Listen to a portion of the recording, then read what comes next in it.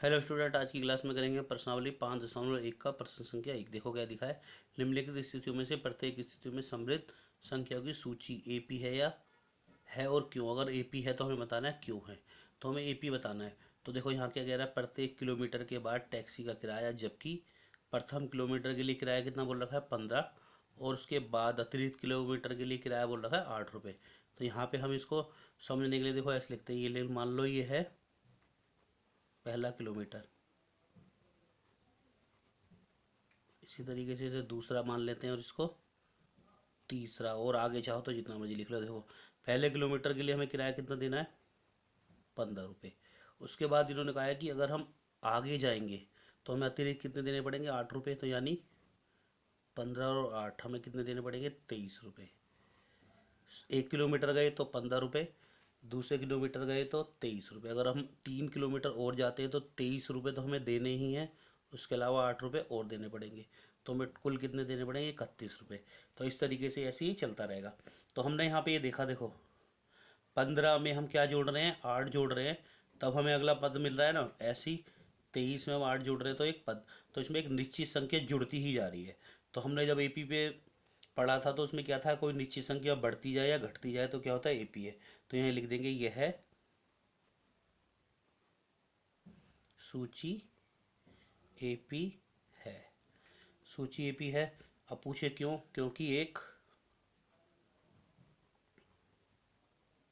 निश्चित संख्या कितने थे 8 की वृद्धि होती है। ये हमारा हो गया कारण। देखो दूसरे भाग में दिया, किसी बेलन में उपस्थित हवा की मात्रा। मतलब बेलन ये वो है जो सिलेंडर होता है, जिसे हम उसमें पढ़ चुके हैं 9th क्लास में। जबकि वायु निकालने वाला प्रत्येक बार बेलन की शेष हवा का 1/4 भाग निकाल देता। मतलब कोई एक पंप लगा रखा है, वो उस बेलन में से 1/4 भाग हवा बाहर निकाल देता। तो हमें यहाँ पे पता होनी चाहिए कि पहले उसमें जो बेलन है उसमें हवा कितनी है, तो ये हमें मानना पड़ेगा। तो लिखो माना।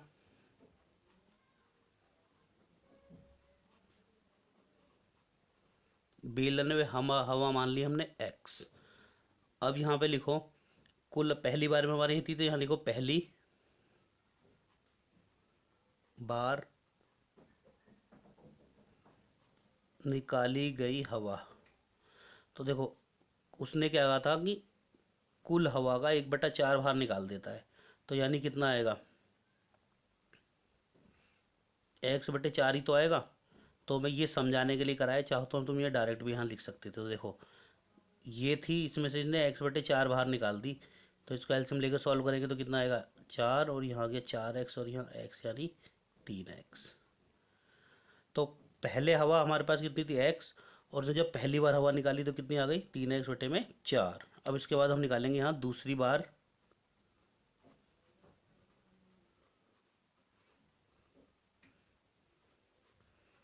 निकाली गई हवा। अब दूसरी बार हवा कितनी निकालेगा, शेष हवा का, मतलब शेष हवा कितनी बची ये है, इसमें से ये शेष हवा का 1/4 बाहर निकाल देगा। तो इसको कर रहे हो, देखो 3x/4 तो ये ऐसे आएगा। यहाँ कितने हो जाएंगे 3x/16। इसको एलसीएम लेके सोल्व करेंगे तो एलसीएम 16 आएगा। देखो 4 से 16 को भाग के 4 आया, 4 तिया 12, 16 को 16 से भाग के एक आया, इसकी गुणा कर दो तो 3। तो यहाँ पे हमारे पास कितना बच जाएगा 9x/16। अब देखो पहले जब हवा हवा थी हमारे पास x थी, दूसरी बार कितनी बची हवा हमारे पास जब हवा निकाल दी थी 3x/4, और फिर कितनी बची थी 9x/16। अब हमें ये देखना पड़ेगा, अगर हम इनको A2 में से मतलब दूसरे पद से पहला पद घटा दें और तीसरे पद से दूसरा पद घटा दें, तो अगर इनका घटाने के बाद एक ही संख्या आ जाती है तो ये हमारी क्या होगी सूची एपी होगी, वरना नहीं होगी। तो देखो हमें 2 बार घटाना है, तो हम इसको सारवंतर हमारा डी होता है तो हमने D1 मान लिया, यानी दूसरे पद में से हमने पहला पद घटा रहे हैं। तो देखो 3x/4 माइनस एक्स, इसके नीचे एक लगाओ। एलसीएम लेके आता है ठीक है, वरना जब भी एक और कोई संख्या हो तो उसको सीधा सीधा गुणा कर दो और तिरछी गुणा कर दो। तो यानी आ जाएगा 3x - 4x। तो बराबर हमें कितना मिल गया -x/4। अब हमें एक और निकाल देना है सारवंतर, यानी तीसरे पद से दूसरा पद घटा दो।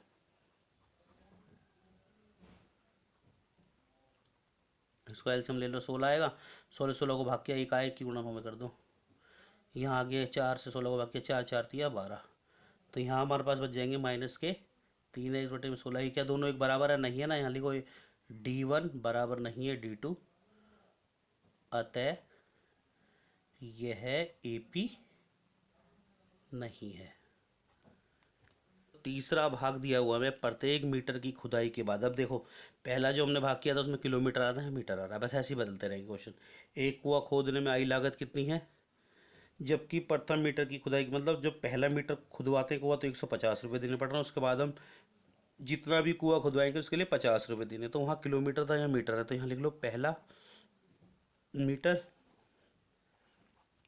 इसी ये दूसरा आ जाएगा, ये तीसरा आ जाएगा। ऐसे ही चलते जाओ, जितना मर्जी लिखना है वो लिख सकते हैं। अब देखो पहले किलोमीटर के लिए हमने खुदाया कुआं तो कितना 150 रुपये। जब हम दूसरी बार खोदने जाएंगे तो 150 रुपये तो लेगा हमसे, और 50 रुपये और लेने पड़ेंगे, तो हमें टोटल कितने दिए हुए 200 रुपये देने पड़े, और यहाँ कितने देने पड़ रहे थे 150। तीसरी बारी में देखो 200 तो देने पड़ेंगे और 50 और देने पड़ेंगे, तो कुल कितने देने पड़ेंगे हमें 250 रुपये। इसी तरीके से ये चलता जाएगा। तो इसमें भी देखो यहाँ हम कैसे पहुँच रहे हैं, 50 जोड़ के ना, तो एक निश्चित संख्या तो जुड़ रही है इसमें, तो यहाँ पे भी लिख दो यह है सूची AP है, क्योंकि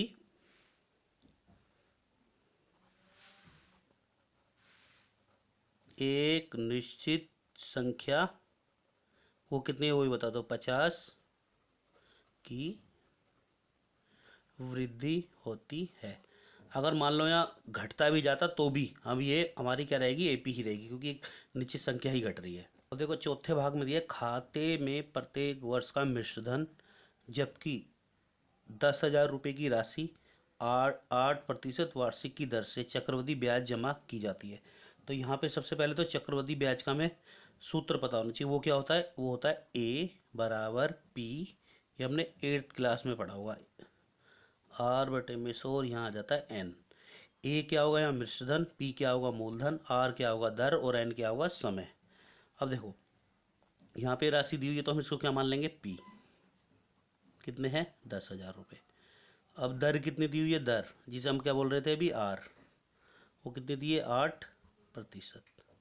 अब समय हम नहीं लिखेंगे क्योंकि हमें समय तो निकाल के देखना है, 1 2 3 अगर वो बराबर आएगा तो हमारी AP होगी, वरना नहीं होगी। तो देखो यहाँ निकालेंगे हम, देखो शुरू में तो पहले वर्ष में यही रहेगी, यहाँ लिखेंगे पहले वर्ष के अंत में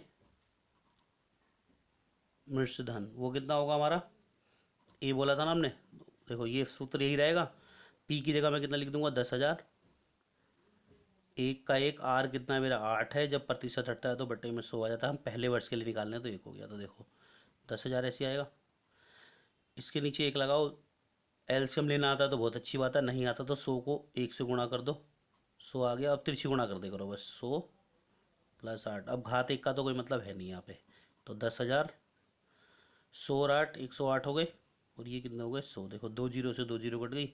अब हमने 108 को सीधा सीधा 1 से गुणा कर दो, आगे कितनी जीरो लग रही है 2 जीरो, तो 2 जीरो, तो 10,800 आ गया।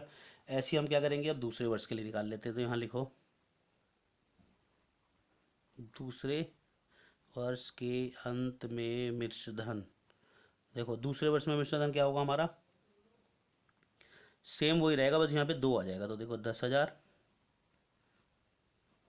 1/8, 100, यहाँ कितना आ जाएगा 2, दूसरे वर्ष के लिए निकालने, तो क्या होगा ये भी हमने अंदर सॉल्व किया था, तो 108/100 आ जाएगा ना, 108/100। अब उसकी घात 2 थी तो वो कितनी बार आ जाएगा 2 बार आ जाएगा। अब ये देखो इतना हमने अभी अभी ऊपर करा है ना सॉल्व, कितना आया था हमारा 10,800 आया था, और गुणा में कितना रह गया 108/100, तो 2 जीरो से तो हमने 2 जीरो काट गया। अब क्या बचा 108 गुणा में 108।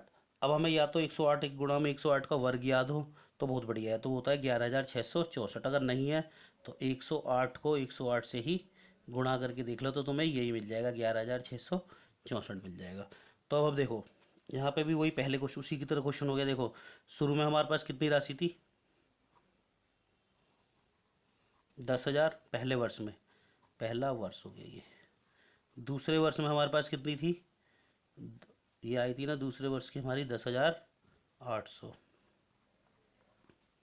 और तीसरे वर्ष में हमने कितनी निकाली थी? 11,664। वैसे हमें देखने में ही पता चल रहा है इनका अंतर तो बराबर आएगा नहीं, फिर भी निकाल के देख लेते हैं। देखो हम क्या वैल्यू निकालेंगे, D1 यानी 10,800 में से, यानी दूसरे पद में से पहला पद घटा देंगे ना। ये दूसरा पद है, पहला पद तो कितना बचा घटा के यहाँ पे? 10,800 में 10,000 जाएंगे तो 800 बच गए। ऐसे एक और निकाल लो। तीसरे पद में से तीसरा पद क्या है? 11,664। इसमें से हम 10,800 कर देंगे माइनस, तो कितने बचे? 864। तो यहाँ सीधा सीधा लिख दो D1 बराबर नहीं है D2 के, अतः यह AP नहीं है। तो इस तरीके से क्वेश्चन प्रश्न संख्या 1 होता है हमारा समाप्त, और आगे का जो प्रश्न है वो हम देखेंगे अपनी अगली